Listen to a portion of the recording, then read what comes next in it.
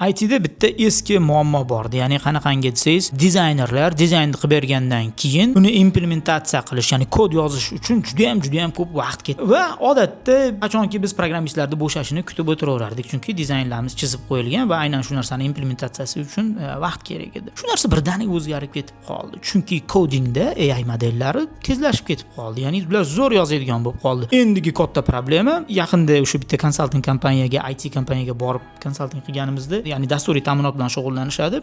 Muammo teskarisiga aylanib ketib qoldi. Ya'ni programmistlar tezlab ketib qoldi va ularga dizayn chizib ulgurib bo'lmay qolyapti. Yangi skrinlar chizish uchun umuman qiyin holat. U paytda hali paper yoki bo'lmasa cloud dizayn chiqmagan paytlari, ya'ni dizayn tokenlar bilan ishlash birmuncha avtomatlashmagan paytlari, ya'ni sun'iy intellekt bilan ishlar teskarisiga aylanib ketib qoldi. Endi tasavvur qiling, yaqindagi chiqqan instrumentlar bilan endi siz dizaynni ham qila olasiz va kodni ham yoza olasiz va kompaniya o'zi majbur bo'lyapti ishchilarning sonini qisqartirishga. Ya'ni qisqartirmasa iloji yo'q, chunki ularga topib beradigan ishni o'zi topilmayapti.